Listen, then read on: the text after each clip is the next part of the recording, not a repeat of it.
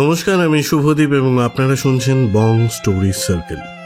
এখানে আমরা গল্প বলে থাকি। আজকে আমরা আসছি সোজা 221B বেকার স্ট্রিট থেকে স্যার আর্থার কোনান ডয়েলের অমর সৃষ্টি ডক্টর ওয়াটসন এবং শার্লক হোমসকে নিয়ে। আসুন শোনা যাক।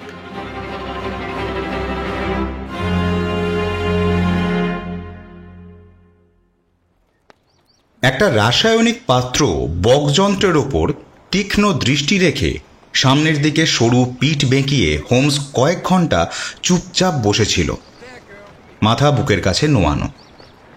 বিশেষ দুর্গন্ধযুক্ত একটা বস্তু সেখানে মিশ্রিত হচ্ছিল।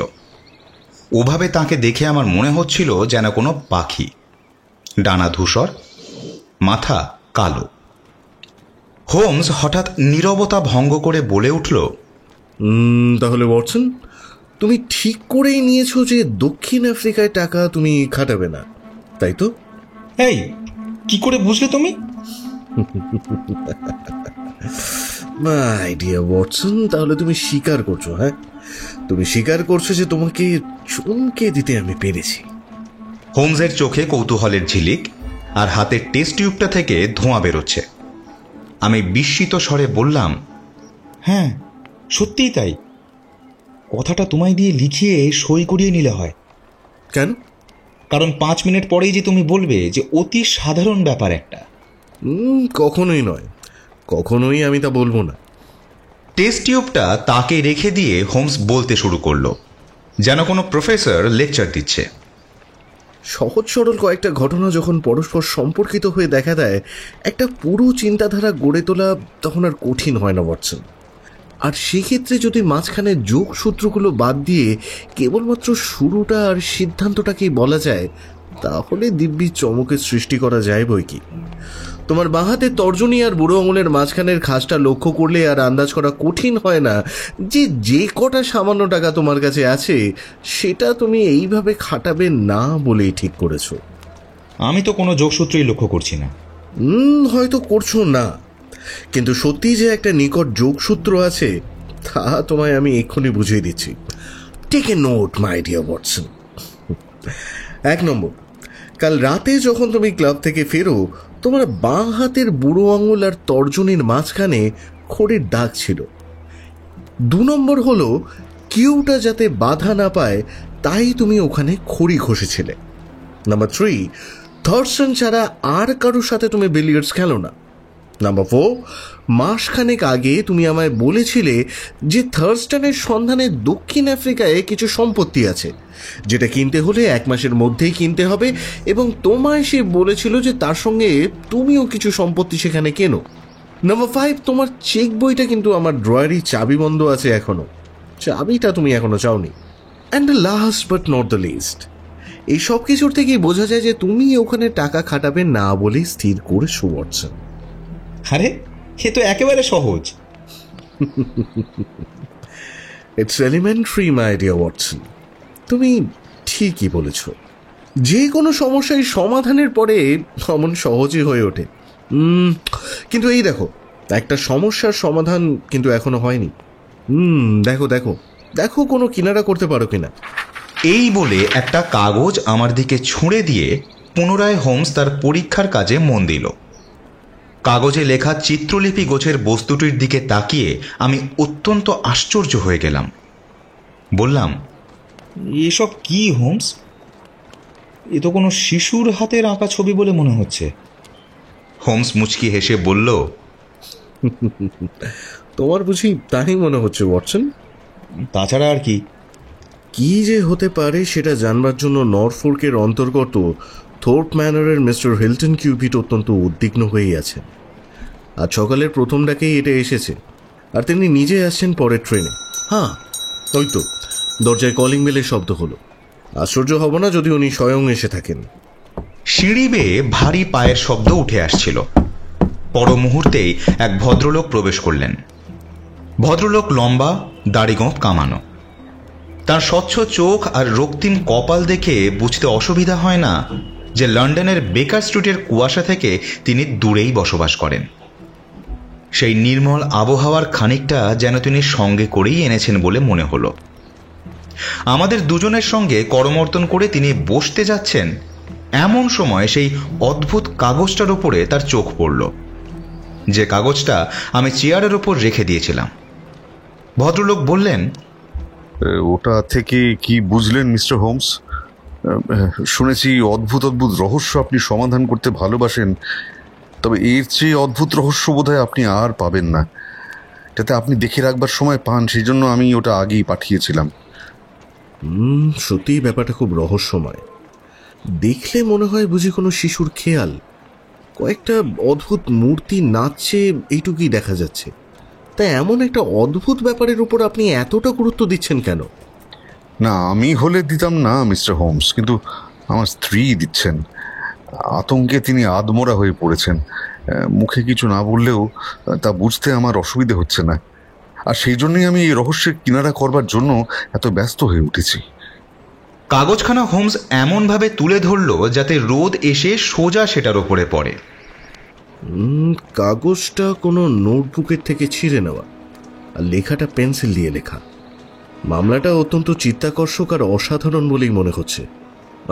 মিস্টার কিউবিড, কিছু কিছু খবর আমি আপনার চিঠি থেকে পেয়েছি। তাহলেও একবার দয়া করে সমস্ত ঘটনাটা গোড়া থেকে বলে যান। আমার বন্ধু ওয়াটসনের জন্য সেটা সুবিধাজনক হবে। গুছিয়ে বলার ব্যাপারে আমি বিশেষ পটু নই, তাই বলছি যদি কোনো কিছু বুঝতে অসুবিধা হয় তো দয়া করে জিজ্ঞাসা করবেন। গত বছরে আমার বিয়ে হয়, সেই সময় থেকেই শুরু করছি। প্রথমে বলি, আমি ধনী নই বটে, কিন্তু তাহলেও রাইডিং খোর্পে আমাদের পূর্বপুরুষরা প্রায় 500 বছর ধরে বসবাস করছে, এবং পুরো নরফোক কাউন্টিতে আমাদের থেকে সুপরিচিত বংশ আর একটিও নেই। গত বছর জয়ন্তী উৎসবে আমি লন্ডনে এসে উঠি রাসেল স্কোয়ারের এক বোর্ডিং হাউসে, কারণ আমাদের পল্লী পুরোহিত পার্কার তখন সেখানে থাকতেন। এলসি প্যাট্রিক নামে এক মার্কিন তরুণীও থাকতেন সেখানে। ওর সঙ্গে আমার আলাপ হয়, এবং সেই আলাপ 1 মাসের মধ্যে গভীর প্রেমে পরিণত হয়।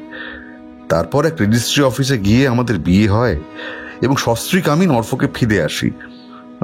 হয়তো মনে করবেন আমার মতো এক বনেদি বংশের লোকের পক্ষে সম্পূর্ণ অজ্ঞাত কুলশীল এক ভদ্র মহিলাকে অতীত ইতিহাস কিছু না জেনে বিবাহ করা নিছক পাগলামি, কিন্তু তাকে দেখলে বা তার সঙ্গে পরিচিত হলে বুঝতে পারতেন নিশ্চয়ই। এই ব্যাপারে তার কথাবার্তা হয়েছিল অত্যন্ত পরিষ্কার, এবং এই বিয়ে ভেঙে দেবার সুযোগ শেষ পর্যন্ত তিনি আমায় দিয়েছিলেন। বলেছিলেন, জীবনে প্রচুর অপ্রীতিকর ঘটনার সঙ্গে জড়িয়েছিলাম, সে সবই ভুলে যেতে চাই আমি। সেই অতীত জীবনের কথা আমি কখনোই তুলব না, কারণ সে প্রসঙ্গ হবে আমার পক্ষে অত্যন্ত বেদনাদায়ক। তবে বলতে পারি হিলটন, আমার বিয়ে করার অর্থ হলো এমন একজনকে বিয়ে করা যে এহেন কোনো কাজ করেনি যে জন্যে তার লজ্জা পাওয়ার কিছু আছে। এ বিষয়ে তোমার আমাকে বিশ্বাস করতেই হবে, এবং অতীত জীবনের কোনো উল্লেখ করতে তুমি আমায় বাধ্য করবে না। এই শর্ত পছন্দ না হলে তুমি একাই ফিরে যাও নরফোর্কে। আমার জীবন যেমন নিঃসঙ্গ, তেমন নিঃসঙ্গই থাকুক। ঠিক ঠিক এই কথাগুলোই তিনি আমায় বলেছিলেন বিয়ের আগের দিন। সেই শর্তে রাজি হয়ে আমি বিয়ে করেছিলাম, এবং সেই থেকে এখন পর্যন্ত সেই শর্ত পালন করে আসছি। আমাদের 1 বছরের বিবাহিত জীবনে আমরা সুখী বলতে পারেন, কিন্তু প্রায় মাসখানেক আগে, অর্থাৎ এই গত জুন মাসের শেষ দিকে প্রথম আমি ঝামেলার পরিচয় পেলাম। একদিন আমার স্ত্রীর নামে আমেরিকা থেকে একটা চিঠি আসে। সেই চিঠিতে আমেরিকার ছাপ ছিল। চিঠিটা পড়ে মুহূর্তেই আমার স্ত্রীর মুখ কেমন রক্তশূন্য হয়ে গেল। চিঠিটা আগুনে ফেলে দিলেন তিনি। এ নিয়ে পরে তিনি একটিও কথা তুললেন না, তাই আমিও চেপে গেলাম, কারণ কথা যা দিয়েছি তা তো রাখা উচিত। তবে বেশ বুঝতে পারলাম সেই থেকেই তিনি শান্তি পাচ্ছিলেন না। সেই থেকে একটা ভয়ের ছাপ তার মুখে লেগে রইল, যেন কি একটা ব্যাপারের তিনি অপেক্ষা করছেন। আমায় সব খুলে বললে ভালো করতেন, বুঝতে পারতেন আমি তার সর্বসেরা বন্ধু। কিন্তু নিজে থেকে যদি তিনি না বলেন তো আমি তো সে কথা তুলতে পারবো না। তবে এটা বলতে পারি মিস্টার হোমস, অত্যন্ত সত্যনিষ্ঠ তিনি। যদি অতীত জীবনে কোনো ঝামেলার মধ্যে পড়েও থাকেন, তিনি যে সে ব্যাপারে নির্দোষ তাতে বিন্দুমাত্র সন্দেহ নেই। আমি নর্থফোর্কের একজন সাধারণ ছোটখাটো জমিদার গোছের মানুষ বটে, কিন্তু তাহলেও আমার বংশমর্যাদা আমার কাছে অনেকখানি, ইংল্যান্ডের কারোর চেয়ে কম নয়। কথা তিনিও জানতেন বিয়ের আগের থেকেই। সুতরাং তার তরফ থেকে যে সে বংশে কোনো কলঙ্ক আসবে না, এ ব্যাপারে আমি সম্পূর্ণ নিঃসন্দেহ। এবার আমি আমার কাহিনীর আশ্চর্য ঘটনাটায় আসছি। গত সপ্তাহের বৃহস্পতিবার আমি লক্ষ্য করলাম একটা জানলার খড়খড়িতে কয়েকটা ওই রকম অদ্ভুত নাচের ভঙ্গি, যেমনটা ওই কাগজটায় দেখছেন, খড়ি দিয়ে আঁকা। ভেবেছিলাম বুঝি ওই আস্তাবলের চাকরটার কাণ্ড, কিন্তু সে দিব্যি গেলে বারবার বলল এ সম্বন্ধে কিছুই জানে না। বোঝা গেল যেমন করেই হোক রাত্রেই কেউ ওগুলো এঁকে থাকবে। তখনকার মতো ধুয়ে ফেললাম ওগুলো। পরবর্তীকালে এ নিয়ে স্ত্রীকে প্রশ্ন করে অত্যন্ত আশ্চর্য হলাম দেখে যে তিনি এই ব্যাপারটায় প্রচুর গুরুত্ব দিচ্ছেন। তিনি বললেন, শোনো, এবার যদি ওই রকম নাচিয়ে প্রতিকৃতি কিছু দেখো তবে আমাকে অবশ্যই জানাবে কিন্তু। সপ্তাহখানে কেটে গেল, কিচ্ছু হলো না। তারপর কাল আমি এই কাগজটা পাই বাগানের সূর্য ঘড়িটার উপরে। এলসিকে এটা দেখাতেই ও একেবারে অজ্ঞান হয়ে পড়ে গেল। আর সেই থেকে তাকে যেন স্বপ্নে পাওয়া মানুষ বলে মনে হচ্ছে। প্রায় হতবুদ্ধি হয়ে পড়েছেন, চোখে ভয়চকিত চাহনি। তখনই লেখাটার সঙ্গে চিঠিটা আপনার কাছে পাঠাই। পুলিশকে বলিনি, পাছে তারা উপহাস করে। কিন্তু আপনি বলুন মিস্টার হোমস, আমার কি করা উচিত? আমি ধনী নই বটে, কিন্তু তাহলেও তার জন্য আমি আমার সর্বস্ব খরচ করতে পারি। দেখুন মিস্টার কিউবিট, এ নিয়ে আপনি আপনার স্ত্রীকে সরাসরি প্রশ্ন করুন। তাকে বলুন যে এই গোপন তথ্যের ভাগিদার আপনিও হতে চান। না মিস্টার হোমস, কথা যখন দিয়েছি তখন আমার কথা নড়চড় হবে না। এলসি ইচ্ছে করলে আমায় বলতে পারতেন। আমার পক্ষে তার গোপনতার মধ্যে জোর করে প্রবেশ করা ঠিক হবে না। তবে এহেন ক্ষেত্রে অবস্থা বুঝে আমার কাজ করার অধিকার আছে, এবং তাই আমি করব। মিস্টার কিউবিট, আমার যথাসাধ্য সাহায্য আমি আপনাকে করব। আচ্ছা, প্রথমেই একটা কথা জিজ্ঞেস করি আপনাকে। কোনো অপরিচিত লোক কি আপনাদের ওখানে সম্প্রতি এসেছে বলে শুনেছেন? কই না তো। যতটুকু বুঝেছি জায়গাটা মোটামুটি নির্জন। তাহলে তো কোনো নতুন মুখ দেখা গেলে তা নিয়ে নিশ্চয়ই আলোচনা হতো। হ্যাঁ, তবে সে তো যেখানে দেখা যাবে কেবলমাত্র সেই এলাকাতেই। ছোট ছোট বেশ কয়েকটা বাড়ি এখানে ওখানে ছড়ানো আছে, পরস্পরের থেকে বেশি দূরেও নয় সেগুলো। তাছাড়া ওখানকার চাষিরা ঘর ভাড়াও দিয়ে থাকে। দেখুন, লেখাগুলোর যে একটা অর্থ আছে তা খুব পরিষ্কারই বোঝা যাচ্ছে। আর যদি সত্যি এই লেখাগুলো অর্থবহ হয় তাহলে তা নিশ্চয়ই আমি পাঠোদ্ধার করতে পারবো। কিন্তু এই নমুনাটা খুবই ছোট, আর যেসব ঘটনার কথা আপনি উল্লেখ করলেন সেগুলো এতটাই অকিঞ্চিতকর যে সূত্র হিসেবে এর উপর নির্ভর করা যায় না। তাই আমার পরামর্শ হলো আপনি নরফোর্কে ফিরে যান, ভালো করে লক্ষ্য রাখুন। আর নতুন করে যদি কোনো ডান্সিং ম্যানের ছবি দেখতে পান তার হুবহু নকল করে রাখবেন। বড়ই আফসোসের কথা যে জানলার উপর যে ছবিগুলো ছিল সেগুলোর কোনো নকল রাখা হয়নি। আর হ্যাঁ, খোঁজ রাখুন কোনো অচেনা লোকের সেখানে আনাগোনা হয়েছে কিনা। নতুন কোনো প্রমাণ পেলেই আমাকে জানাবেন। এর চেয়ে বেশি কোনো উপদেশ বর্তমানে আমি আপনাকে দিতে পারছি না। সেই রকম জরুরি কিছু ঘটলে আমি নিজে গিয়ে আপনার সাথে দেখা করব। এরপর থেকে শার্লক হোমস গভীর চিন্তায় ডুবে রইল। কয়েকদিন ধরেই সে বারবার ভাঁজ করা কাগজটা বার করে অনেকক্ষণ ধরে ছবিগুলি লক্ষ্য করেছে। তবে এই প্রসঙ্গ সে তখন তুলল না, তুলল এই ঘটনার 15 দিন পরে। আমি বাইরে যাচ্ছিলাম, ডাকলো সে, বলল, এখন তোমার না বেরোনোই ভালো ওয়াটসন। কেন? মিস্টার হিলটন কিউবিটের কাছ থেকে আজ সকালে একটা টেলিগ্রাম পেয়েছি। তোমার মনে আছে তো সেই ডান্সিং ম্যানের ছবির কথা? বেলা 1:20 তার লিভারপুল স্ট্রিটে পৌঁছানোর কথা। যে কোনো মুহূর্তেই তিনি এখানে এসে পৌঁছতে পারেন। তার থেকে জানলাম যে কিছু গুরুত্বপূর্ণ ঘটনা নাকি ইতিমধ্যেই ঘটেছে। কিছুক্ষণের মধ্যেই মিস্টার কিউবিট এলেন স্টেশন থেকে একটা ঘোড়ার গাড়ি নিয়ে। মনে হলো ভদ্রলোক অত্যন্ত দুশ্চিন্তাগ্রস্ত এবং চিন্তিত। কপালে তার বলিরেখা ফুটে উঠেছিল। ক্লান্ত শরীরটা একটা ইজি চেয়ারে এলিয়ে দিয়ে তিনি বললেন, আমার স্নায়ুর উপরে প্রচণ্ড চাপ পড়েছে মিস্টার হোমস। মতলববাজ কিছু অজানা অচেনা লোক অদৃশ্য থেকে ঘিরে রয়েছে, এই চিন্তায় যথেষ্ট অস্বস্তিকর। তার উপর আমার মনে হচ্ছে যে আমার স্ত্রী এলসি ক্রমশ ধীরে ধীরে মৃত্যুর দিকে এগিয়ে চলেছেন, আর আমি সহ্য করতে পারছি না। একটু একটু করে তিনি শুকিয়ে যাচ্ছেন, আমার আমার চোখের সামনে শুকিয়ে যাচ্ছেন। তিনি কিছু প্রকাশ করেননি? না মিস্টার হোমস, অথচ দু একবার মনে হয়েছে এই বুঝি তিনি বলে ফেলছেন, কিন্তু শেষ পর্যন্ত তার সাহসে কুলোয়নি বোধ হয়। চেষ্টা করেছি এই বিষয়ে তাকে সাহায্য করতে, কিন্তু স্বীকার করতে ক্ষতি নেই, ভালোভাবে গুছিয়ে বলতে পারিনি, ফলে ভয় পিছিয়ে গেছেন। বারবার আমাদের প্রাচীন বংশের, গ্রামে আমাদের নিষ্কলঙ্ক সুনামের উল্লেখ করেছেন। মনে হয়েছে এবার হয়তো সে প্রসঙ্গটা তুলবেন, কিন্তু যে কারণেই হোক অন্য প্রসঙ্গে চলে এসেছেন। নিজে থেকে আপনি নিশ্চয়ই কিছু খবর পেয়েছেন? হ্যাঁ, তা পেয়েছি, এবং বেশ কিছু খবরই পেয়েছি। অনেকগুলো নাচুনে মানুষের ছবি পেয়েছি, নিয়ে এসেছি আপনি দেখবেন বলে। আর তার চেয়েও বড় কথা, দেখেছি লোকটাকেও। হ্যাঁ, বলেন কি, যে এঁকেছে তাকে? হ্যাঁ, এবং আঁকছে এমন অবস্থাতে দেখেছি। সব বলছি শুনুন, যেমনটি দেখেছি, যেমন যেমন ঘটেছে সব। এখান থেকে ফিরে পরদিন সকালেই সর্বপ্রথম আমার চোখে পড়ে বেশ কয়েকটা নাচুনে মানুষের ছবি।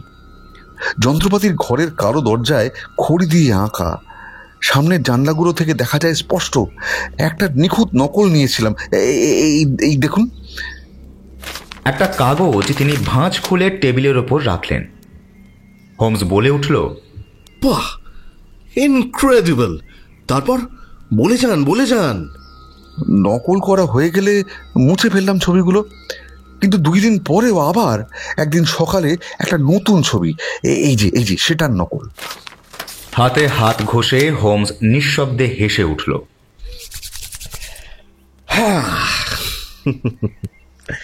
বেশ তাড়াতাড়ি আমাদের সূত্র সংগৃহীত হচ্ছে। তবে 3 দিন পরে আবার একটা এলো, এটা কাগজে লেখা।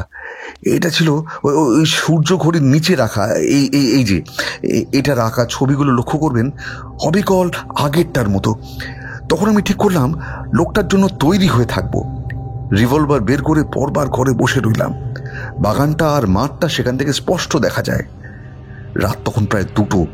আমি জানলার কাছে বসে আছি, চারদিক অন্ধকার। হঠাৎ পেছন থেকে পায়ের শব্দ পেলাম। দেখি আমার স্ত্রী, পরনে ড্রেসিং গাউন, আমায় অনুরোধ করলেন, এত রাতে এখানে বসে আছো কেন? চলো, শোবে চলো। আমি দেখতে চাই তাকে, যে আমাদের সঙ্গে এমন বাজে হিয়ালিপনা করছে। কেউ আমাদের সঙ্গে বাজে রসিকতা করছে, এ নিয়ে তোমার মাথা ঘামাবার কোনো প্রয়োজন নেই। দেখো হিলটন, সত্যি যদি এতে তুমি বিরক্ত হয়ে থাকো, তো চলো না কোথাও বেড়াতে যাই আমরা, তাহলেই আর কোনো ঝামেলা থাকবে না। কি বললে? এক বদ রসিকের রসিকতায় কিনা নিজের বাড়ি ছেড়ে পালাবো? জেলা শুধু সবাই হাসবে তাহলে। আচ্ছা, ঠিক আছে, এখন তো শোবে এসো, সকালে উঠে তখন এসব নিয়ে আলোচনা করা যাবে। কথা শেষ হতে না হতেই চাঁদের আলোয় দেখলাম তার মুখ চোখ আরো ফ্যাকাশে হয়ে এলো। তার হাত আমার কাঁধে আরো চেপে বসলো। যন্ত্রপাতির ঘরের ছায়ায় দেখলাম কি একটা প্রাণী নড়াচড়া করছে। একটা কালচে মূর্তি গুড়ি মেরে ঘুরে এসে দরজার সামনে বসলো। পিস্তল নিয়ে আমি তাকে তাড়া করতে যাচ্ছিলাম, কিন্তু এলসি আমাকে 2 হাতে জড়িয়ে ধরে মরিয়া হয়ে আঁকড়ে রইল। তাকে সরিয়ে ফেলবার চেষ্টা করলাম, শেষ পর্যন্ত আমি মুক্ত হলাম বটে, কিন্তু যতক্ষণে আমি দরজা খুলে ওখানে পৌঁছলাম তার আগেই ও পালিয়ে গেল। তবে একটা চিহ্ন সে রেখে গেছে। ওই যে ছবিটা আপনাকে দিয়েছি, ওটা যন্ত্রপাতির ঘরের দরজায় আঁকা ছিল, আগের 2 বার আপনাকে দেওয়া ছবিগুলোর মতোই। আর তার কোনো চিহ্ন পাইনি সমস্ত মাঠটা খুঁজেও। অথচ আশ্চর্যের ব্যাপার এই যে লোকটা সারা রাতই এখানে ছিল, কারণ সকালবেলা যখন আবার দরজাটা পরীক্ষা করি, দেখি যে পর্যন্ত আমি রাতে দেখেছিলাম তার সঙ্গে আরো কিছু ছবি যুক্ত হয়েছে। সেইটুকুর কোনো নকল রেখেছেন? হ্যাঁ, খুব সামান্যই, তবু এই দেখুন তার নকল। এবারের ছবিটা এই রকম। হোমসের চোখে উত্তেজনার ছাপ লক্ষ্য করা গেল। সে বলল, আচ্ছা, একটা কথা বলুন তো, এই লেখাটা কি আগের লেখাটারই অংশ, নাকি আগেরটার সঙ্গে এর কোনো সম্বন্ধই নেই? না, এটা ছিল দরজাটার অপর পাল্লায়। চমৎকার! আমাদের পক্ষে এইটাই হচ্ছে সবচেয়ে গুরুত্বপূর্ণ। আশা হচ্ছে, রীতিমতো আশা হচ্ছে। বলে যান মিস্টার কিউবিড, ভারী কৌতূহলজনক আমার এই মামলা। Please continue. আর আর আমার কিছু বলার নেই মিস্টার হোমস। আমি আমার স্ত্রীর ওপর অত্যন্ত ক্রুদ্ধ হয়েছিলাম আমায় ওভাবে আটকে রাখার জন্য, না হলে নিশ্চয়ই শয়তানটাকে ধরে ফেলতাম। এলসি বলল, তোমায় আটকে দিয়েছিলাম, পাছে তোমার কোনো আঘাত লাগে এই ভয়ে। কিন্তু এক পলকের জন্য আমার মনে হয়েছিল হয়তো তার ভাবনা হয়েছিল আমি নয় ওই লোকটা আহত হতে পারে, কারণ লোকটাকে যে আমার স্ত্রী চিনতেন এবং জানতেন ও কি বলতে চাইছে এ বিষয়ে সন্দেহ মাত্র নেই। কিন্তু মিস্টার হোমস, আমার স্ত্রীর গলার আওয়াজে আর চোখের চাউনিতে এমন কিছু ছিল যার থেকে সন্দেহের কোনো প্রশ্নই ওঠে না। আমার ইচ্ছে গোটা ছয়েক ছোকরাকে ওই ঝোপঝাড়ের আড়ালে রেখে দেওয়া, আর লোকটা এলে তাকে খুব উত্তম মধ্যম দেওয়া, যাতে ভবিষ্যতে আর কখনোই আমাদের পিছনে না লাগে। এত সহজে মেটবার ব্যাপার এ নয়। আচ্ছা, কয়েকদিনের জন্য আপনি কি এখন লন্ডনে থাকতে পারেন? আজই আমায় ফিরে যেতে হবে। আমার স্ত্রীকে একা ওখানে রাখার কোনো ইচ্ছে আমার নেই। অত্যন্ত নার্ভাস হয়ে পড়েছে, অনুরোধ করেছে অবশ্যই যেন আমি ফিরে আসি আজ। হ্যাঁ, তা অবশ্য ঠিক। তবে যদি থাকতে পারতেন তাহলে 2-1 দিনের মধ্যেই আমিও আপনার সঙ্গে যেতে পারতাম। আচ্ছা, ওই কাগজগুলো রেখে যান। আশা করছি অবিলম্বেই আমি এই বিষয়ে কিঞ্চিত আলোকপাত করতে পারবো আপনাকে। আগন্তুক যতক্ষণ ছিলেন ততক্ষণ হোমস তার নির্লিপ্ত ভাব বজায় রেখেছিল।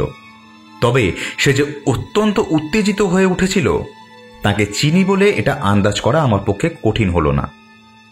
ভদ্রলোক চলে যাবার সঙ্গে সঙ্গে হোমস তাড়াতাড়ি টেবিলের কাছে গেল। তারপর নাচুনে মানুষদের সমস্ত ছবিগুলো টেবিলে বিছিয়ে খুব একটা জটিল হিসাব নিয়ে বসল। 2 ঘন্টা ধরে হোমস বিভোর হয়ে অনেক অঙ্ক কষল আর চিঠি লিখল। আমার উপস্থিতির কথা যেন একেবারেই ভুলে গেল। যখন কাজ এগিয়েছে তখন খুশিতে শীষ দিয়ে আর গান গেয়ে উঠেছে, আর যখন কোনো কিনারা করতে পারছে না গালে বড়ি রেখা তুলে শূন্য দৃষ্টিতে তাকিয়ে থেকেছে অনেকক্ষণ ধরে। শেষ পর্যন্ত তৃপ্তিসূচক আওয়াজ তুলে লাফিয়ে উঠল চেয়ার ছেড়ে। তারপর হাতে হাত ঘষতে ঘষতে ঘরের মধ্যে পায়চারি শুরু করলো। তারপর একটা সুদীর্ঘ টেলিগ্রাম লিখল। বলল, ওয়াটসন ওয়াটসন ওয়াটসন, এই টেলিগ্রামের উত্তর যদি আমি যেমন আন্দাজ করছি সেই রকমই হয়, তাহলে কিন্তু তোমার সংগ্রহে এক অতি চমৎকার মামলা যুক্ত হবে। আশা করছি নরফোর্কেও আমাদের যেতে হবে এবং এই রহস্যের উপর আলোকপাতও করতে পারব। কৌতূহলে আমার বুক ভরে উঠল, কিন্তু আমি ভালো করেই জানি হোমস তার রহস্যের উদ্ঘাটন তখনই করবে যখন সে ভালো বুঝবে এবং তার নিজের মতো করেই তা করবে। তাই অপেক্ষা করে রইলাম কখন সে বুঝবে কথাটা আমায় বলবার সময় হয়েছে তার জন্য।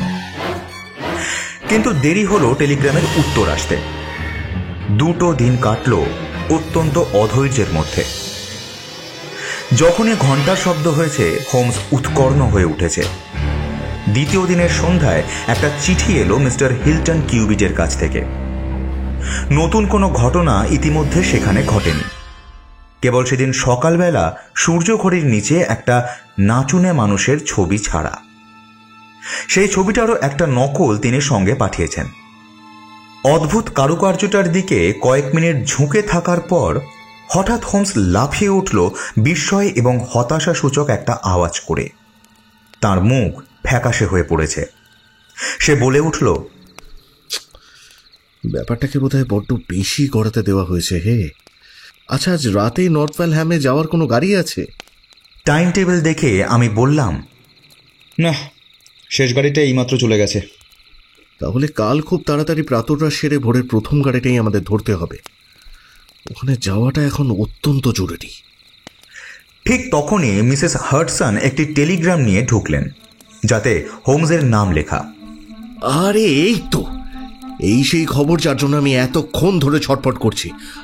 1 মিনিট মিসেস হার্টসন, হয়তো এর উত্তরটাও সঙ্গে সঙ্গেই দিয়ে দিতে হবে। টেলিগ্রামটিতে চোখ বুলিয়ে হোমস বলল, না, যেমনটা ভেবেছিলাম ঠিক তাই। এই খবরটার ফলে পরিস্থিতিটা মিস্টার হেলটন কিউপিটকে জানিয়ে দেওয়াটা অত্যন্ত জরুরি। এক ভয়ঙ্কর জালে জড়িয়ে পড়েছেন ভদ্রলোক। দেখা গেল তার অনুমানই ঠিক। ছেলে মানুষই আর আজগুবি বলে যে কাহিনীটাকে মনে করছিলাম তার ভয়ঙ্কর পরিণতি আমার গোচর হলো। তখনকার সেই মানসিক অবস্থা এখনো যেন আমি উপলব্ধি করছি। খুশি হতাম যদি অন্য রকম একটা উপসংহার শ্রোতাদের উপহার দিতে পারতাম, কিন্তু আমাকে তো তথ্যনিষ্ঠ হতে হবে। একটার পর একটা ঘটনা সাজিয়ে সেই উপসংহারের আশ্চর্য ঘটনাগুলো আমায় পরিবেশন করতে হবে। রাইডিং খোর খামার বাড়ির নাম যে জন্য ইংল্যান্ডের সর্বত্র ছড়িয়ে পড়েছিল। নর্থ ওয়েলহ্যাম স্টেশনে নেমে গন্তব্যস্থলের নাম করতে না করতেই স্টেশন মাস্টার দৌড়ে এলেন আমাদের কাছে। বললেন, আপনারা কি লন্ডনের ডিটেকটিভ? একটা বিরক্তির ছায়া হোমসের মুখের ওপর খেলে গেল। সে বলল, এই কথা মনে হচ্ছে কেন? ইন্সপেক্টর মার্টিন যে এইমাত্র নরউইচে এসে গেছেন, তাহলে হয়তো আপনারা ডাক্তার হতে পারেন। মহিলাটি এখনো মারা যাননি, মানে শেষ যখন খবর পেয়েছি তখনও পর্যন্ত না। হয়তো তাড়াতাড়ি করলে এখনো বাঁচাতে পারেন তাকে, যদিও শেষ পর্যন্ত তাকে ফাঁসি কাটে ঝুলতে হবে। দুশ্চিন্তায় হোমসের ভ্রু ঘন হয়ে উঠল। বলল, হ্যাঁ, ঠিকই ধরেছেন। আমরা রাইডিং থোর্প ম্যানারেই যাচ্ছি, কিন্তু বুঝতে পারছি না সেখানে ঠিক কি ঘটেছে। ভয়ঙ্কর ব্যাপার ঘটেছে। তাদের গুলি করা হয়েছে। কাদের? মিস্টার হিলটন কিউবিট আর তার স্ত্রী দুজনকেই গুলি করা হয়েছে। ভদ্রমহিলাটি প্রথমে স্বামীকে আর তারপর নিজেকে গুলি করেন। চাকররা তাই বলছে। ভদ্রলোক মারা গেছেন আর মহিলাটি বাঁচবেন কিনা সন্দেহ। হায় হায়, নরফোর্কের সবচেয়ে বনেদি বংশের সন্তান, সবাই তাকে সম্মান করত, তার কিনা এই অবস্থা। আর একটিও কথা না বলে হোমস একটা গাড়ি ভাড়া করল। 7 মাইলের এই সুদীর্ঘ পথে একবারও মুখ খুলল না সে। এমন হতাশ হতে তাকে খুবই কম দেখেছি। সমস্তক্ষণ আমার অত্যন্ত অস্বস্তি বোধ হতে লাগলো। সকালের খবরের কাগজগুলো হোমস মনোযোগ সহকারে পড়েছিল। তার সবচেয়ে বড় আচমকা এভাবে ঘটে যাওয়াতে অত্যন্ত বিমর্ষ হয়ে পড়েছে সে, আর মনমরা হয়ে বসে চিন্তা করে চলেছে। অথচ দুই দিকের দৃশ্যে কৌতূহলের সামগ্রীর অভাব ছিল না, কারণ যে অঞ্চল দিয়ে আমরা চলেছি ইংল্যান্ডের অত্যন্ত বৈশিষ্ট্যপূর্ণ অঞ্চল সেটা। এখানে ওখানে ছড়ানো কয়েকটা কুটির যেমন একালের সাক্ষ্য বহন করে, আবার উঁচু উঁচু চৌকো গির্জার চূড়াগুলো সাক্ষ্য দেয় ইংল্যান্ডের ইস্ট অ্যাংলিয়ার গৌরবোজ্জ্বল যুগের। শেষ পর্যন্ত জার্মান সমুদ্রের গোলাপি উপরিভাগটা দেখা দিল। নরফক উপকূলের সবুজ গাছপালার উপর দিয়ে দুটো ইট আর কাঠের 3 কোণা চূড়া দেখিয়ে গাড়োয়ান বলল, স্যার স্যার ওই হলো রাইডিং থোর্পের খামার বাড়িটা। Thank you. চাঁদনিওয়ালা সামনের দরজাটার দিকে এগোতে এগোতে লক্ষ্য করলাম সামনের টেনিস মাঠের কালো যন্ত্রপাতির ঘরটা আর পায়ার ওপরে দাঁড়ানো সূর্য ঘড়িটা, যার সঙ্গে আমাদের অদ্ভুতভাবে পরিচয় হয়েছে। ছোটখাটো একজন চটপটে মানুষ, গোঁফে মোম লাগানো, সেইমাত্র একটা উঁচু 2 সওয়ারির ঘোড়ার গাড়ি থেকে নামলেন। নরফক পুলিশের ইন্সপেক্টর মার্টিন বলে নিজের পরিচয় দিলেন। হোমসের নাম শুনে তিনি তো অবাক। বললেন, সে কি মিস্টার হোমস, রাত 3টেয় তো হত্যাকাণ্ড হয়েছে, অথচ আপনি লন্ডন থেকে সে খবর পেয়ে এসে পৌঁছলেন আমারই সঙ্গে একসঙ্গে। এইরকম একটা কিছু আন্দাজ করেই বেরিয়েছিলাম, যদি বাধা দিতে পারি সেই আশাতে। তাহলে নিশ্চয়ই আপনার কাছে কিছু গুরুত্বপূর্ণ সাক্ষ্য প্রমাণ আছে, কারণ শোনা যাচ্ছে এই দম্পতির মধ্যে প্রচুর ভালোবাসা ছিল। আমার সাক্ষ্য শুধু এই ডান্সিং ম্যানদের ছবি। ব্যাপারটা পরে আপনাকে বুঝিয়ে বলবো। ইতিমধ্যে হত্যাকাণ্ডটা যখন বন্ধ করা যায়নি, তখন যতটুকু আমি জানি তার সাহায্যে অন্তত সুবিচারের ব্যাপারে সাহায্য করার জন্য আমি অত্যন্ত উদ্গ্রীব। আচ্ছা, আপনি কি আমার সঙ্গে একসঙ্গে তদন্ত করবেন, নাকি আমি আমার মতো আলাদা তদন্ত করব? ইন্সপেক্টর মার্টিন আন্তরিকতার সঙ্গে বললেন, বলছেন কি মিস্টার হোমস, আপনার সঙ্গে একত্রে কাজ করছি, এ তো আমার জন্য গর্ব করার মতো বিষয়। সেক্ষেত্রে তাহলে আর এক মুহূর্ত নষ্ট করা চলবে না। সমস্ত সাক্ষী প্রমাণাদি আমি শুনব, আর জায়গাটা খুব ভালো করে পরীক্ষা করাও দরকার। ইন্সপেক্টর মার্টিনের কাণ্ডজ্ঞানের অভাব ছিল না। হোমসকে তার ইচ্ছে মতো কাজ করতে তিনি বাধা দিলেন না এবং হোমসের তদন্তের ফলাফল সবসময় লক্ষ্য করতে লাগলেন। সেই সময়ে মিসেস কিউবিটের ঘর থেকে বেরিয়ে এলেন এক পলিতকেশ বৃদ্ধ স্থানীয় ডাক্তার। বললেন, তার ক্ষত ভয়ঙ্কর হলেও মারাত্মক নাও হতে পারে। মগজের ঠিক ধার ঘেঁষেই গুলিটা চলে গিয়েছে, সুতরাং জ্ঞান ফিরতে বেশ কিছুক্ষণ সময় লাগবে।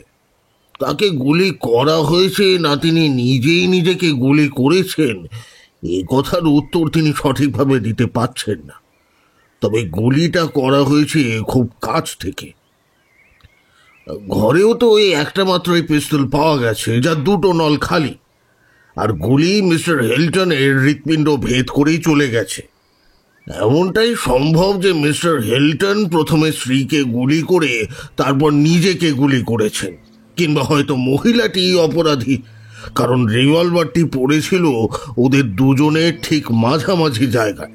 আচ্ছা, ভদ্রলোককে কি সরানো হয়েছে? না, কোনো কিছুই আমরা ছুঁইনি, কেবল ভদ্র মহিলাটিকে ছাড়া। ওভাবে আহত অবস্থায় তো আর তাকে ফেলে রাখা সম্ভব নয়। আপনি কতক্ষণ এখানে আছেন ডক্টর? তা প্রায় ভোর 4টে থেকে। আর কেউ ছিল কি তখন? হ্যাঁ, এখানকারই একজন কনস্টেবল ছিল। আপনিও কোনো কিছুতে হাত দেননি তো? না। খুব বিবেচনার কাজ করেছেন। আচ্ছা, কে আপনাকে খবর দিয়েছিল? সন্ডার, সেই বাড়ির ঝি সে। সেই কি সর্বপ্রথম খবরটা আপনাকে জানায়? হ্যাঁ, সে আর রাধুনী মিসেস কিং। কোথায় তারা? রান্নাঘরেই বোধ হয়। তাহলে তাদের বক্তব্যটাই প্রথমে শোনা যাক। ওক কাঠের প্যানেল দেওয়া আর উঁচু জানলা বিশিষ্ট প্রাচীন হলঘরটা একটা তদন্তের কাছারিতে পরিণত হলো। একটা মস্ত পুরনো ধরনের চেয়ারে হোমস বসল। তার নীরস মুখে এক নিষ্ঠুর দৃষ্টি, সেই দৃষ্টিতে দৃঢ় প্রতিজ্ঞার ছাপ। এই মামলায় সে তার জীবন পর্যন্ত উৎসর্গ করতে রাজি আছে। যে মক্কেলকে সে রক্ষা করতে পারল না, তার আততায়ীর ওপর প্রতিশোধ সে নেবেই। স্ত্রীলোক দুটি তাদের বক্তব্য সংক্ষেপে সারল। একটা প্রচণ্ড বিস্ফোরণের শব্দ তাদের কানে আসে। তারা শুয়েছিল পাশাপাশি দুটো ঘরে। সঙ্গে সঙ্গে মিসেস কিং সবেগে চলে যায় সন্ডার্সের কাছে। একই সঙ্গে দুজনে সিঁড়ি বেয়ে নেমে আসে। পড়বার ঘরের দরজাটা খোলা ছিল। একটা মোমবাতি জ্বলছিল টেবিলের ওপর, ঘরের মাঝখানে। তাদের মনিবের দেহ সেখানে উপুড় হয়ে পড়ে আছে। মারা গেছেন তিনি। জানলার কাছে তার স্ত্রী গুঁড়ি মেরে রয়েছেন, মাথাটা দেওয়ালে রাখা। ভয়ঙ্কর আঘাত লেগেছে তার। মুখের একটা দিক রক্তে রক্তে একেবারে লাল হয়ে গেছে। খুব জোরে জোরে নিঃশ্বাস নিচ্ছেন, কিন্তু কথা বলতে পারছেন না। সমস্ত বারান্দাটা আর ঘরটা ধোঁয়ায় আর বারুদের গন্ধে ভর্তি। জানলাটা যে ভিতর থেকে বন্ধ ছিল এই বিষয়ে ওদের দুইজনেরই একই মত। সঙ্গে সঙ্গে তারা ডাক্তারকে খবর দেয়, পুলিশকেও। তারপর ভৃত্যদের সাহায্যে মনিবের আহত স্ত্রীকে তার ঘরে নিয়ে যায়। তিনি আর তার স্বামী দুইজনেই শুয়েছিলেন সেই বিছানায়। মিসেস কিউবিটের পরনে রাত পোশাক ছিল, আর মিস্টার কিউবিটের পরনে ছিল রাত্রিবাসের ওপরে ড্রেসিং গাউন। পড়বার ঘরের কোনো কিছুই নাড়াচাড়া করা হয়নি। কখনো তারা স্বামী স্ত্রীর মধ্যে ঝগড়া হতে শোনেনি, বরং পরস্পরের প্রতি প্রচুর টান ছিল ওদের। ভৃত্যদের সাক্ষীর প্রধান ঘটনা হলো এই। ইন্সপেক্টর মার্টিনের প্রশ্নের উত্তরে স্পষ্টই বোঝা গেল যে প্রত্যেকের দরজাই ভিতর থেকে বন্ধ করা ছিল এবং বাড়ি থেকে বেরিয়ে যাওয়া যে কোনো লোকের পক্ষেই অসম্ভব ছিল। হোমসের প্রশ্নের উত্তরে তারা বলল যে তাদের মনে পড়েছে যে বারুদের গন্ধ তারা পাচ্ছিল যখন উপরতলা থেকে তারা নেমে আসছিল তখন থেকেই। এই পয়েন্টটা ভালো করে নোট করে রাখুন ইন্সপেক্টর মার্টিন। এই ঘরটা ভালো করে পরীক্ষা করে দেখবার সময় হয়েছে। পড়বার ঘরটা ছোটখাটো, 3 দিকে বইয়ের সারি। জানলা দিয়ে বাগানটা দেখা যায়। একটা ড্রেসিং টেবিল সেই জানলার দিকে মুখ করে রাখা। হতভাগ্য মৃতদেহের দিকে এই প্রথম আমাদের দৃষ্টি পড়ল। তার বিশাল শরীরটা মেঝেতে পড়ে আছে। অবিন্যস্ত পোশাকে দেখে বুঝতে অসুবিধা হলো না যে তাকে তড়িঘড়ি বিছানা থেকে উঠতে হয়েছিল। গুলিটা ছোঁড়া হয়েছে সামনের দিক থেকে, হৃৎপিণ্ড ভেদ করার পর সেটা শরীরের ভিতরেই রয়ে গেছে। মৃত্যু হয়েছে প্রায় সঙ্গে সঙ্গেই এবং কোনো রকম যন্ত্রণাই তার হয়নি। তার ড্রেসিং গাউনে বা হাতে বারুদের কোনো চিহ্ন ছিল না। ভদ্রলোকের মুখে বারুদের চিহ্ন থাকলেও হাতে কিন্তু ছিল না। হাতে চিহ্ন না থাকার তাৎপর্য কিছুই নেই, তবে যদি থাকতো তাহলে তা প্রচুর পরিমাণে থাকতো। গুলি অনেক সময় ভালো করে না ভরলে পেছনের দিকে কিছুটা ছিটকে ওঠে, কিন্তু তা না হলে অনেকগুলো গুলি ছুড়লেও তার কোনো চিহ্নই দেখা যায় না। আমার মনে হয় মিস্টার কিউবেটের দেহ এখান থেকে সরিয়ে নেওয়া যেতে পারে। আচ্ছা ডক্টর, ভদ্রমহিলার শরীর থেকে কি গুলিটা বার করা হয়েছে? না, তা করতে হলে আগে একটা বড় গোছের অপারেশন করা দরকার। রিভলভারটায় এখনো 4টে গুলি রয়েছে, 2টো গুলি খরচ হয়েছে এবং 2জন আহত হয়েছে, সুতরাং গুলির হিসেব তো মিলছে। হয়তো তাই, কিন্তু ওই একটা গুলি যেটা জানলার ধারে গিয়ে লেগেছে, সেটার হিসেব কি পেয়েছেন? হঠাৎ সেদিকে ফিরল হোমস। লম্বা সরু আঙুল দিয়ে একটা গর্ত নির্দেশ করল। গর্তটা জানলার নিচের দিক থেকে ইঞ্চিখানেক উপরে। কি আশ্চর্য, ওটা আপনি দেখতে পেলেন কি করে? ওটারই খোঁজ করছিলাম, সেই জন্যই। বাহ, চমৎকার! হ্যাঁ, আপনি ঠিকই বলেছেন। সুতরাং দেখা যাচ্ছে ওই 2টো ছাড়াও আরো একটা গুলি ছোড়া হয়েছিল। অতএব তৃতীয় এক ব্যক্তি নিশ্চয়ই সেখানে ছিল। কিন্তু কিন্তু তা কি করে সম্ভব, এবং সে কি করেই বা বাইরে বেরিয়ে যেতে পারলো? সেই রহস্যেরই এবার আমরা সমাধান করতে চলেছি। মনে আছে তো ইন্সপেক্টর, ভৃত্যেরা যখন ঘর থেকে বেরিয়েই বলল যে তারা বারুদের গন্ধ পেয়েছে, আমি বলেছিলাম যে ব্যাপারটা খুবই গুরুত্বপূর্ণ। হ্যাঁ মনে আছে, কিন্তু বলতে বাধ্য হচ্ছি কারণটা বুঝতে পারিনি। এ থেকে বুঝতে হবে যে গুলি যখন করা হয়েছিল তখন এই ঘরের দরজা জানলা সবই খোলা ছিল। তা না হলে এত অল্প সময়ের মধ্যে বারুদের গন্ধ সারা বাড়িতে ছড়িয়ে পড়তো না। তা সম্ভব হতে পারে কেবল একটা দমকা বাতাস বইলে তখনই। তবে জানলা দরজাগুলো খোলা ছিল, কিন্তু খুব অল্প সময়ের জন্য। কিন্তু তার প্রমাণ কি? তার কারণ হলো মোমবাতিটা নিভে যায়নি। বাহ, চমৎকার চমৎকার মিস্টার হোমস। যখন নিশ্চিত হলাম যে দুর্ঘটনার সময় জানলাটা খোলা ছিল, মনে হলো তাহলে তৃতীয় এক ব্যক্তি গুলি করলে সেই গুলি তাহলে ওইখানেই লাগতে পারে। তাই আমি ওদিকে তাকালাম আর দেখলাম সত্যি তাই। কিন্তু তাহলে কেমন করে জানালাটা এঁটে বন্ধ করে দেওয়া হলো? মিসেস কিউপিটের প্রথম ঝোঁকে হওয়ার কথা যে জানলাটা এঁটে বন্ধ করে দেওয়া। আরে আরে, এটা কি? পড়বার টেবিলের ওপরে একটা লেডিস ব্যাগ, কুমিরের চামড়া আর রূপো দিয়ে সুন্দর করে তৈরি। খুলে উপুর করে ফেলল হোমস সেটা। বেরিয়ে পড়ল ব্যাংক অফ ইংল্যান্ডের 20টা 50 পাউন্ডের নোট, একটা রাবারের ব্যান্ড দিয়ে জড়ানো। তাছাড়া আর কিছু ছিল না। এটাকে রেখে দিতে হবে, বিচারের সময় দরকার হবে হয়তো। এই বলে হোমস ব্যাগটা আর নোটগুলো ইন্সপেক্টরের হাতে দিল। তারপর বলল, এবার আমাদের তৃতীয় গুলিটার উপর আলোকপাত করার চেষ্টা করতে হবে। জানলার কাঠটা যেরকম ভাবে জখম হয়েছে তাতে বোঝা যাচ্ছে যে গুলিটা ছোড়া হয়েছে ঘরের ভেতর থেকে। মিসেস কিং এর সঙ্গে আর একটু কথা বলতে চাই আমি। আচ্ছা মিসেস কিং, আপনি বলেছিলেন যে একটা জোরালো শব্দে আপনার নাকি ঘুম ভেঙে যায়। তা আপনার কি মনে হয় দ্বিতীয় শব্দটা কি প্রথমটার থেকে আরো বেশি জোরালো ছিল? আগে ওটার আওয়াজে আমার ঘুম ভেঙে যায় ঠিকই, কিন্তু এ কথা ঠিক জোর দিয়ে বলতে পারছি না যে কোনটা বেশি ছিল আর কোনটা কম। তবে আওয়াজটা যে খুব জোরে হয়েছিল তাতে সন্দেহ নেই। কিন্তু এমনটাও তো হতে পারে যে দুটো গুলির আওয়াজ প্রায় একই সঙ্গে শোনা গিয়েছিল। আগে তা আমি ঠিক বলতে পারবো না। আমার কিন্তু মনে হয় ব্যাপারটা ঠিক সেই রকমই ঘটেছিল। আমার মনে হয় না ইন্সপেক্টর এই ঘরে আর কিছু আমাদের দেখবার মতো আছে। যাবেন নাকি আমার সাথে একটু বাগান ঘুরে দেখতে, যদি কোনো নতুন যোগসূত্র মেলে? আসুন। পড়বার ঘরের জানলা পর্যন্ত একটা সুন্দর ফুলের বাগান। সেখানে যেতেই সবাই একসঙ্গে একটা বিস্ময়সূচক আওয়াজ করে উঠলেন।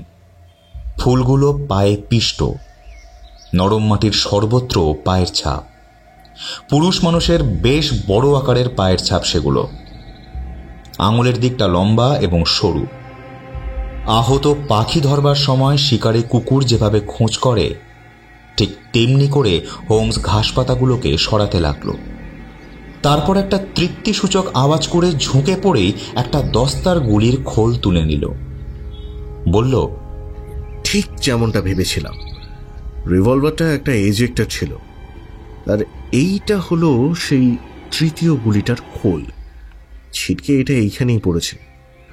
ইন্সপেক্টর মার্টিন, আমাদের তদন্তের কাজ প্রায় শেষ। হোমসের তদন্তের দ্রুত এবং অপূর্ব অগ্রগতি লক্ষ্য করে অত্যন্ত বিস্মিত হলেন ইন্সপেক্টর। প্রথম তিনি খানিকটা নিজেকে জাহির করবার চেষ্টা করেছিলেন, কিন্তু এখন তিনি প্রশংসায় এমন অভিভূত হয়ে পড়লেন যে কোনো ব্যাপারে হোমসকে অনুসরণ করতে এখন রাজি। আপনি কাকে সন্দেহ করছেন মিস্টার হোমস?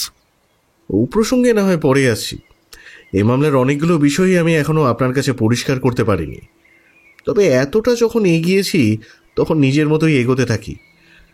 সে আপনি যা ভালো বোঝেন মিস্টার হোমস, আমার তো লোকটাকে ধরা নিয়ে কথা। দেখুন, রহস্য সৃষ্টি করা আমার উদ্দেশ্য নয়, কিন্তু তাহলেও এখন কাজের সময়। কোনো দীর্ঘ জটিল বিশ্লেষণের ব্যাপারে জড়িয়ে পড়া এখন কোনো মতেই উচিত নয়। সূত্রগুলো সবই আমার হাতে এসেছে, এবং ভদ্রমহিলা যদি এরপর জ্ঞান ফিরে নাও পান, তাহলেও ঘটনার পরম্পরা আবিষ্কার করা এবং অপরাধীকে শাস্তি দেওয়া খুবই সম্ভব। প্রথমেই আমার জানা দরকার যে এই এলাকায় এলরিচ নামে কোনো সরাইখানা আছে কিনা। ভৃত্যদের প্রশ্ন করা হলে তারা বলল যে এহেন কোনো সরাইখানার কথা তারা শোনেনি। তবে আস্তাবলের ছোকরাটা এই বিষয়ে কিঞ্চিত আলোকপাত করল এই খবর দিয়ে যে ওই নামের একজন চাষির কথা আমার মনে পড়ছে। ইস্ট রাস্টানের দিকে কয়েক মাইল দূরে তার বাস। জায়গাটা কি খুব নির্জন? আগে হ্যাঁ, খুবই নির্জন। হয়তো সেখানে গত রাত্রের খবরটা পৌঁছায়নি, কি বল? আগে বোধ হয় না। কিছুক্ষণ চিন্তা করল হোমস। তারপর একটা বিচিত্র হাসি তার মুখে খেলে গেল। বলল, একটা ঘোড়া সাজাও দেখি।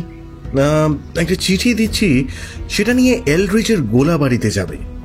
পকেট থেকে নাচুনে মানুষদের ছবিওয়ালা কাগজগুলো সে বার করল। সেগুলো সামনে রেখে টেবিলে বসে কিসব লিখল।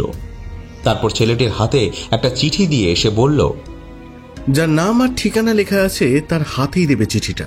আর সাবধান, লোকটার কোনো প্রশ্নের উত্তর কিন্তু তুমি দেবে না। চিঠিটার পেছনে দেখলাম ঠিকানাটা অসম হাতে এলোমেলো ভঙ্গিতে লেখা। হোমসের পরিচ্ছন্ন হাতের লেখার সঙ্গে তার কোনো মিল নেই। ঠিকানাটা হলো মিস্টার এব স্লেনি, এলরিজের গোলাবাড়ি, ইস্ট রাস্টন, নরফোক। আমার মনে হয় ইন্সপেক্টর, আপনার সাহায্যের জন্য টেলিগ্রাম করা উচিত। কারণ যদি আমার হিসেব ভুল না হয়, তাহলে হয়তো অতি ভয়ঙ্কর মানুষকে জেলে নিয়ে যেতে হবে। আমার চিঠি যে নিয়ে যাচ্ছে, টেলিগ্রামটাও সেই নিশ্চয়ই নিয়ে যেতে পারবে। বিকেলে যদি কোনো গাড়ি থেকে বলছেন, তো তুমি আর আমি না হয় একটু ঘুরে আসবো। কারণ একটা চিত্তাকর্ষক রাসায়নিক পরীক্ষার কাজ আমায় শেষ করতে হবে, আর এখানকার কাজ তো প্রায় শেষ হয়ে এলো। ছোকরাটি চিঠি নিয়ে চলে গেলে হোমস ভৃত্যদের নির্দেশ দিল, কোনো লোক যদি মিসেস হিল্টনের কথা জিজ্ঞাসা করে, যেন তার শরীর সম্বন্ধে কোনো খবর সেই লোককে দেওয়া না হয়। সঙ্গে সঙ্গে যেন তাকে নিয়ে গিয়ে ড্রয়িং রুমে বসানো হয়। নির্দেশটার গুরুত্বটা সে ভালো করেই তাদের বুঝিয়ে দিল।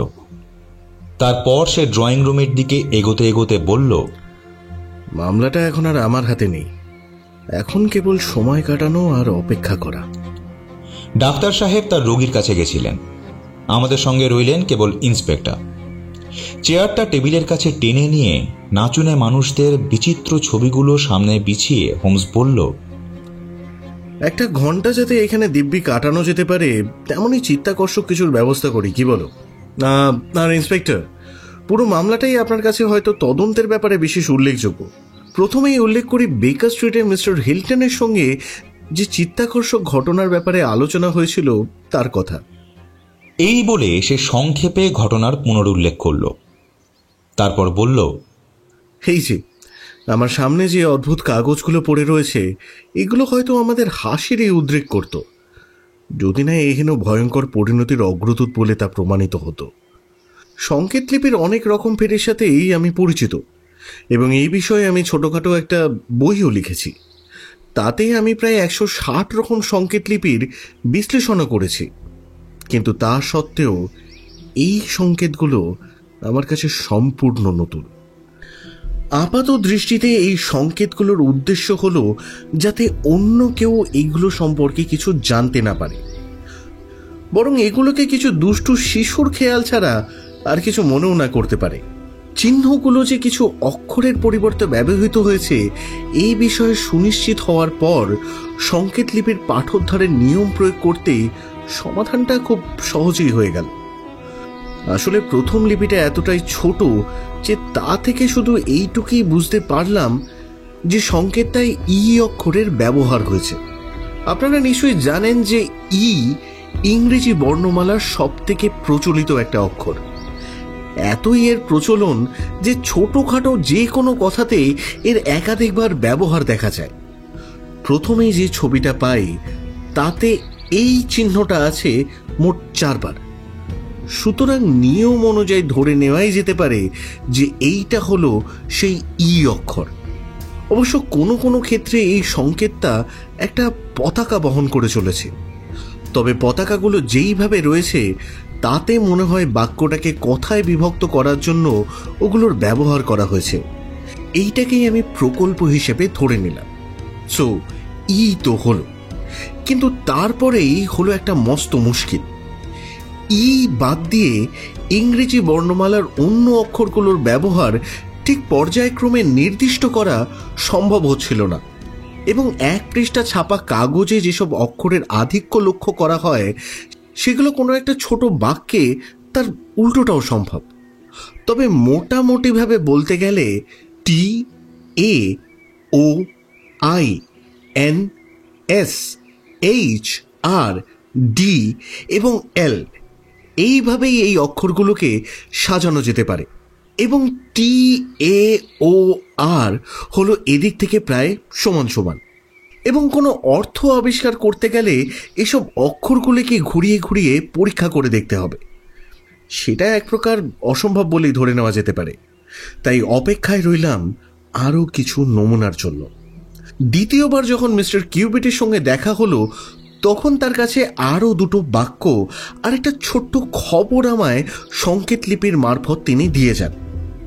এই খবরটায় কোনো পতাকা না থাকায় ধরে নেওয়া যেতেই পারে যে এটা একটা একক কথা। এই হলো সংকেতগুলো। এই একক কথার 5টা অক্ষরের মধ্যে ই হলো দ্বিতীয়টা আর চতুর্থটা। হয়তো কথাটা হবে SEVER সেভার, বা LEVER লেভার, অথবা NEVER নেভার। এটা নিঃসন্দেহে কোনো অনুরোধের উত্তর, এবং এই পরিস্থিতিতে এই মহিলার লেখা কোনো চিঠির উত্তর এটা। এই ধারণা অবলম্বন করে আমরা বলতে পারি যে চিহ্নগুলো হচ্ছে যথাক্রমে এন, ভি এবং আর। কিন্তু তা সত্ত্বেও প্রচুর সমস্যা রয়ে গেল। এমন সময় একটা কথা আমার মনে আসতেই ভারী সুবিধা হলো আমার। ভাবলাম চিত্রলিপিগুলি যদি এমন কারোর কাছ থেকে আসে যে ব্যক্তিটি মহিলাকে আগে থেকেই চিনত, তাহলে 2টো ই বা 3টে অন্য অক্ষরের অর্থ হয়তো হতে পারে এলসি। পরীক্ষা করে দেখলাম এই অক্ষরটি এইভাবে সাজিয়েই 3টে সংকেত লিপিকে শেষ করা হয়েছে। সুতরাং নিশ্চয়ই এটা এলসিকে অনুরোধ। এইভাবে আমি এল, এস এবং আই অক্ষরগুলো কিন্তু পেয়ে গেলাম। কিন্তু অনুরোধটা ঠিক কি হতে পারে? এলসি কথাটার আগে মাত্র 4টে অক্ষর, আর শেষেরটা হলো আই। তাহলে কথাটা নিশ্চয়ই হবে COME কাম।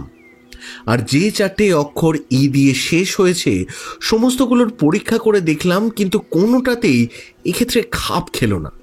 সুতরাং এম অক্ষরটাও আমি পেয়ে গেলাম। নতুন করে আমি প্রথম সংকেতটার অর্থ বোঝার চেষ্টা করলাম। যেগুলো জানতে পেরেছি সেগুলোকে বসালাম। তার প্রত্যেকটা অজানা সংকেতের জায়গায় একটা ফুল স্টপ বসালাম। তাহলে ওটা দাঁড়াচ্ছে যে N.ERE.E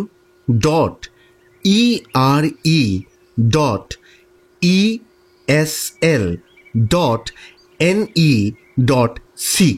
এখন প্রথম অক্ষরটা ছাড়া আর কিছুই হতে পারে না, এবং আবিষ্কার হিসেবে এটা অত্যন্ত গুরুত্বপূর্ণ, কারণ এই ছোট্ট বাক্যতেও 3 জায়গায় রয়েছে এটা।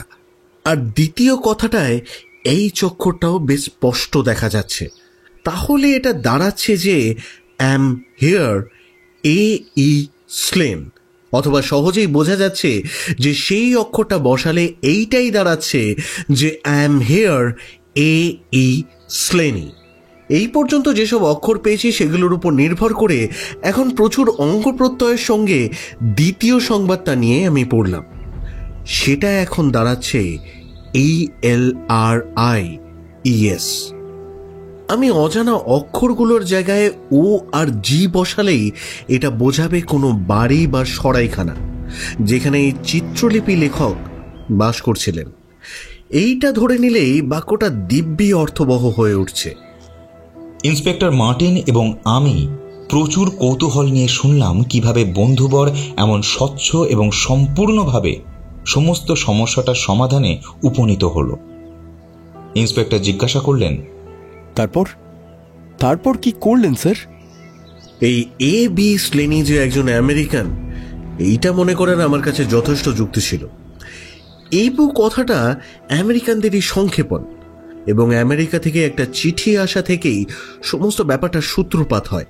এবং এমন মনে করারও আমার কাছে যথেষ্ট কারণ ছিল যে এর মধ্যে কোনো গোপনীয়তা আছে যা যথেষ্ট অপরাধমূলক। ভদ্রমহিলা কর্তৃক অতীত জীবনের উল্লেখ এবং তার গোপন কথা স্বামীর কাছে প্রকাশ না করার ইচ্ছে দুই সেই থেকেই নির্দেশ করছে। তাই আমি তখন আমার বন্ধু নিউ ইয়র্কের পুলিশ ব্যুরোর উইলসন হার্ট গ্রিককে টেলিগ্রাম করলাম। একাধিকবার তিনি লন্ডনের অপরাধ সম্পর্কে আমার জ্ঞানকে কাজে লাগিয়েছেন। জানতে চাইলাম A.B. স্লেনির নামটা তার জানা কিনা। আর এই যে তার উত্তর, শিকাগোর সবচেয়ে মারাত্মক শয়তান সে। যেদিন সন্ধ্যায় আমি এই উত্তরটা পাই, সেই দিনই হিলটন কিউবিট স্লেনির শেষ সংকেতটা আমায় পাঠান। জানা অক্ষরগুলো পাশাপাশি ডান্সিং ম্যানের জায়গায় বসালে সেগুলো দাঁড়ায় খানিকটা এই রকম, LCR টু মেট তাই গ। দুটো পি আর একটা ডি বসালেই সম্পূর্ণ সংবাদটা পাওয়া গেল। LC ঈশ্বরের কাছে যাওয়ার জন্য তৈরি হও, যা থেকে জানতে পারি শয়তানটা এবার প্ররোচনা ছেড়ে ভীতি প্রদর্শনের পথ ধরেছে। এবং শিকাগোর শয়তানদের সম্পর্কে যা জানি তাতে আমি এইভাবেই তৈরি হলাম যে হয়তো অতি অল্প সময়ের মধ্যে সে তার কথাকে কাজে পরিণত করবে। সঙ্গে সঙ্গেই আমি ডক্টর ওয়াটসনের সাথে নরফোর্কে চলে এলাম। কিন্তু অত্যন্ত দুঃখের বিষয় যে এর মধ্যেই যা অনিষ্ট হওয়ার তা হয়ে গেল। দেখুন, কোনো মামলায় আপনার সঙ্গে কাজ করা রীতিমতো ভাগ্যের কথা মিস্টার হোমস। মাফ করবেন যদি মন খুলে আপনার সঙ্গে কথা বলি। দেখুন, আপনাকে কারোর কাছে জবাবদিহি করতে হয় না, কিন্তু আমাকে আমার উপরওয়ালাদের কাছে জবাবদিহি করতে হবে। এখন এলরিজের এই স্নেনি যদি খুনি হয় এবং আমি যখন এখানে বসে সেই সময় সে যদি এখান থেকে পালিয়ে যায়, তাহলে আমাকেই বিপদে পড়তে হবে। এ নিয়ে আপনার কোনো অস্বস্তির কারণ নেই। পালাবার চেষ্টা সে করবে সেটা আপনি কি করে জানলেন? কারণ পালানোটা এক্ষেত্রে তার অপরাধ স্বীকার করারই সমান হবে। তাহলে যাই, গিয়ে তাকে গ্রেপ্তার করি। তার কোনো দরকার হবে না। যে কোনো মুহূর্তে সেই এখন আমাদের কাছে আসবে বলেই আশা করছি। সে কি, সে এখানে আসবে কেন? তাকে যে আমি এখানে আসতে অনুরোধ জানিয়েছি সেই জন্য। কিন্তু এ কথা কি করে আমি বিশ্বাস করব মিস্টার হোমস? আপনি লিখেছেন আর তাই সে এখানে আসবে? এরকম চিঠি পেলে বরং সে তো ভয়ে পালিয়ে যাবে। হ্যাঁ, ওই বোধহয় লোকটি এসেও গেছে। লম্বা লম্বা পা ফেলে একটি লোক পথ দিয়ে দরজার দিকে এগিয়ে আসছে। লম্বা কালচে সুপুরুষ লোকটি। তার পরনে ধূসর ফ্ল্যানেলের প্যান্ট, মাথায় পানামা টুপি, গালে খোঁচা খোঁচা দাড়ি আর মস্ত বড় উদ্ধত নাক নিচের দিকে বাঁকানো। একটা লাঠি আস্ফালন করতে করতে হেলে দুলে এমনভাবে আসছে বাড়িটার মালিকই যেন সে। তার সজোরে ঘন্টা বাজানোর শব্দ আমাদের কানে এলো। আমার মনে হয় আমাদের এখন দরজার পেছনে দাঁড়ানো দরকার। এমন একটা লোকের মোকাবিলা করতে খানিকটা সতর্ক হওয়া ভালো। আপনার হাত করার প্রয়োজন হবে ইন্সপেক্টর। কথা বলার ভারটা বরং আমিই নিচ্ছি। মিনিট খানেক নীরবে কাটল। তারপর খুলে গেল দরজাটা। লোকটি ভিতরে ঢুকল। সঙ্গে সঙ্গে হোমস একটা পিস্তল তার মাথার কাছে ধরল, আর মার্টিন তার হাতে হাতকড়া গলিয়ে দিলেন। ব্যাপারটা এত অল্প সময়ের মধ্যে এমন তৎপরতার সঙ্গে ঘটে গেল যে সে যে আক্রান্ত হয়েছে এটা বোঝবার আগেই অসহায় হয়ে পড়ল লোকটি। কালো চোখে অগ্নিমাখা দৃষ্টিতে সে একে একে সকলের দিকে একবার তাকিয়ে নিল। তারপরেই তেতো হাসিতে ফেটে পড়ল। ভদ্র মহোদয়গণ, এবার আপনারা আমার উপর জিতেছেন। বহুত শক্ত একজনের সঙ্গে আবার মোলাকাত হলো। নিশ্চয়ই সে এসবের মধ্যে নেই। হ্যাঁ, নিশ্চয়ই বলবেন না যে এই ফাঁদ পাতার ব্যাপারে সে সাহায্য করেছে। মিসেস হিল্টন কিউপিড কিন্তু অত্যন্ত গুরুতরভাবে আহত, মৃত্যুর মুখোমুখি তিনি। পাগল পাগল, আপনি একটা পাগল। আহতর স্বামী ও নয়। এলসির গায়ে কে হাত তুলবে শুনিয়া? আজ তাকে আমি শাসিয়েছি, এজন্য ঈশ্বর আমাকে ক্ষমা করুন। কিন্তু তার সুন্দর মাথার একটা চুলো স্পর্শ করা সম্ভব নয় আমার পক্ষে। ফিরিয়ে নিন, আপনি আপনার কথা ফিরিয়ে নিন। বলুন সে আহত নয়। মৃত স্বামীর পাশে ভয়ঙ্করভাবে আহত অবস্থায় তাকে পাওয়া গেছে। গভীর একটা আর্ত আওয়াজ করে লোকটা কাউচে এলিয়ে পড়ল, হাতকড়া লাগানো হাতটায় মুখ ঢেকে। 5 মিনিট নীরব রইল। তারপর আবার সে মুখ খুলল। হতাশাজনিত শীতলতার সঙ্গে নিজেকে সামলে নিয়ে সে বলল, আপনাদের কাছে আমার লুকোনোর কিছু নেই। আমি লোকটাকে গুলি করেছি, কিন্তু তার আগে সেই আমাকে লক্ষ্য করে গুলি করেছিল। সুতরাং আমি খুন করেছি একথা বলতে পারবেন না।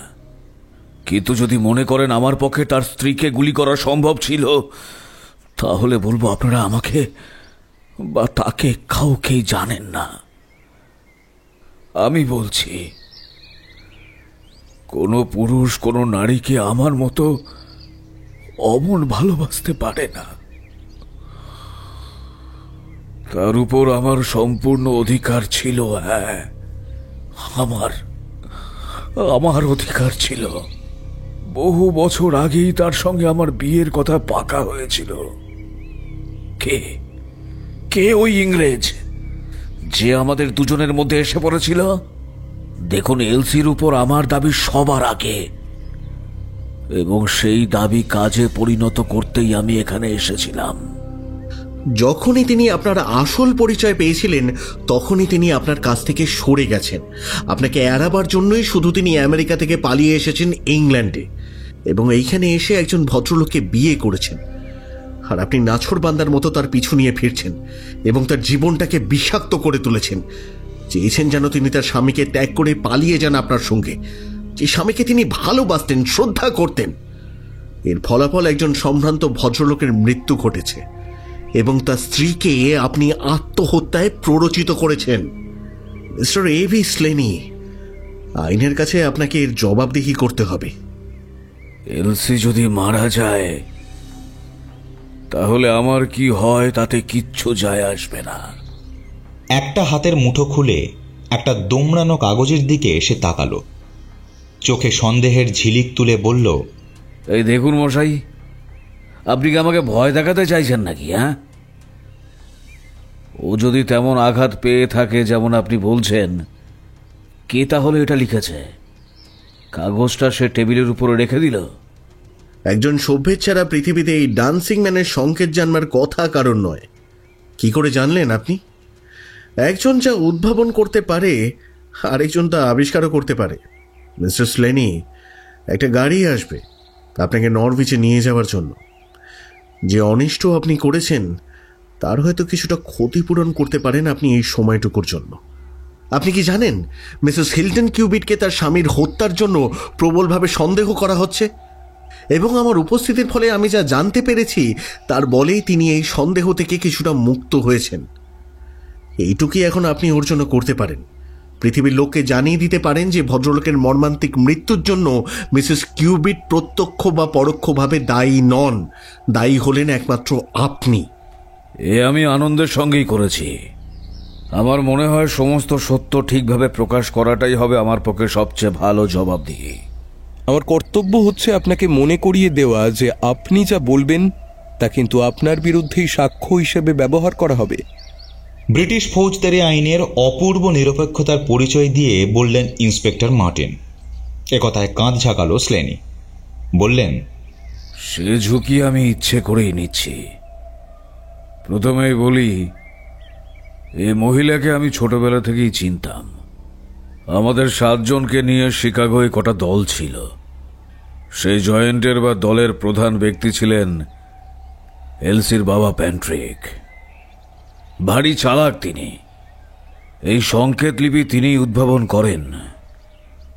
লোকে দেখে শিশুর হাতে আঁকা ছবি মনে করবে, যদি না সংকেতটা তার জানা থাকে। এলসি আমাদের কোনো কোনো ব্যাপার জানতো, কারণ দলের টাকা তার কাছেই রাখা থাকতো, আর তাই নিয়ে সে আমাদের ফাঁকি দিয়ে লন্ডন চলে আসে। আমার বাগদত্তা ছিল সে। যদি আমি অন্য কোনো রকম জীবিকা গ্রহণ করতাম তাহলে হয়তো সে বিয়ে করত আমাকে। এই ইংরেজটির সঙ্গে বিয়ের আগে আমি তার ঠিকানা পাইনি। চিঠি লিখলাম তাকে, কিন্তু কোনো উত্তর পেলাম না। চিঠিগুলো এমন এমন জায়গায় রাখতাম যাতে তার চোখে পড়ে। মাসখানেক হলো আমি এখানে এসেছি। ওই গোলবাড়ির নিচে একটা ঘরে আমি দিনগুলো কাটিয়েছি। রাত হলে বেরিয়ে যেতাম আর ফিরতাম রাত থাকতে থাকতে। কেউ লক্ষ্য করতো না আমায়। সব রকম চেষ্টা করলাম যাতে এলসিকে বুঝিয়ে সুঝিয়ে বের করে আনতে পারি।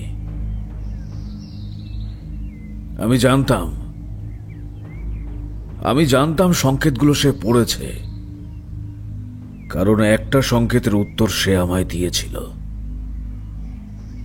তারপরে আর আমি আমার মেজাজ ঠিক রাখতে পারলাম না। ভয় দেখাতে শুরু করলাম ওকে। তখন সে আমাকে একটা চিঠি দিল আর অনুরোধ করলো যাতে আমি এখান থেকে চলে যাই। বলল তার বুক ভেঙে যাবে যদি কোনো কেলেঙ্কারির খবর তার স্বামীর কানে আসে। লিখল, রাত 3টের সময় সে নেমে আসবে, যখন তার স্বামী ঘুমিয়ে থাকবে, এবং জানালা দিয়ে আমার সঙ্গে সে কথা বলবে। যদি তারপরে আমি তাকে শান্তিতে থাকতে দিয়ে চলে যাই এখান থেকে। নেমে এলো সে, টাকা পয়সা নিয়ে এলো আমায় ঘুষ দেবে বলে। এতে আমি একেবারে পাগলের মতো হয়ে গেলাম। তার হাতটা ধরে তাকে জানালা দিয়ে টেনে বার করে আনার চেষ্টা করলাম, আর সেই মুহূর্তে তার স্বামী দৌড়ে এলো একটা খোলা রিভলভার হাতে নিয়ে।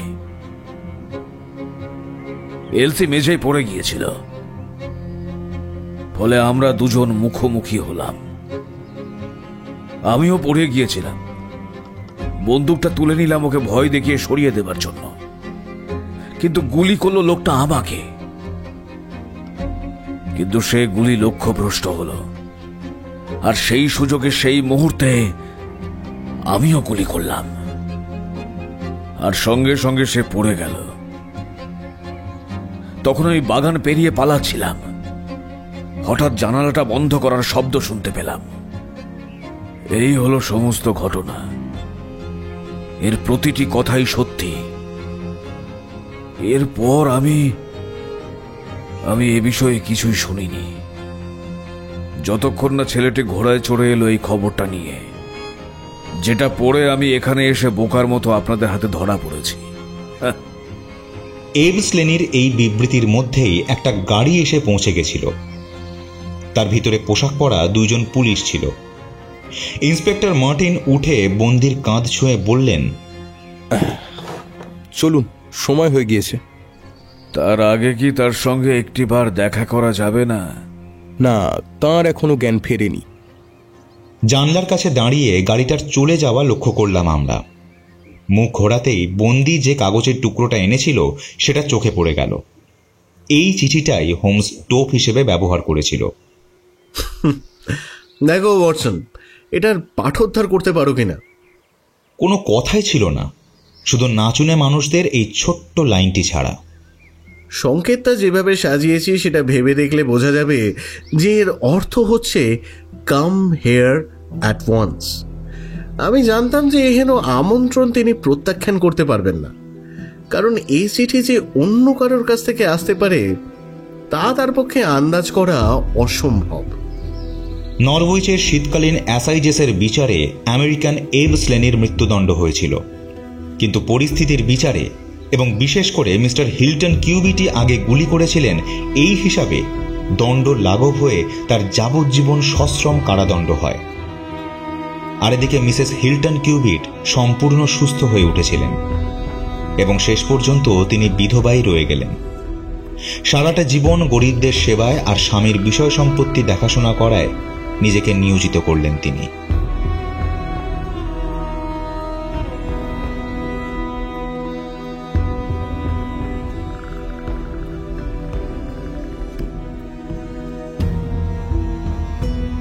And it's elementary, my dear listeners. Like, share and subscribe টা তো করতেই হচ্ছে, করে ফেলুন ঝটপট।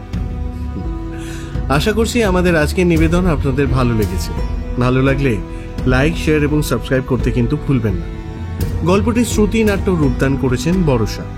গল্পটির প্রচ্ছদ অঙ্কন করেছেন শুভদীপ বন্দ্যোপাধ্যায়। সমগ্র শব্দগ্রহণ এবং আবহ সৃজনে ছিলেন ফেনিক্স অডিওভার্স। খুব শীঘ্রই আবার শোনা হচ্ছে নতুন আরেকটি গল্প নিয়ে।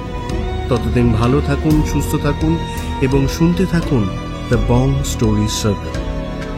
জনকংস খুব তাড়াতাড়ি ফিরবে, অ্যান্ড ইটস এলিমেন্টারি। ভালো থাকুন, সুস্থ থাকুন। শোনা হচ্ছে খুব শীঘ্রই।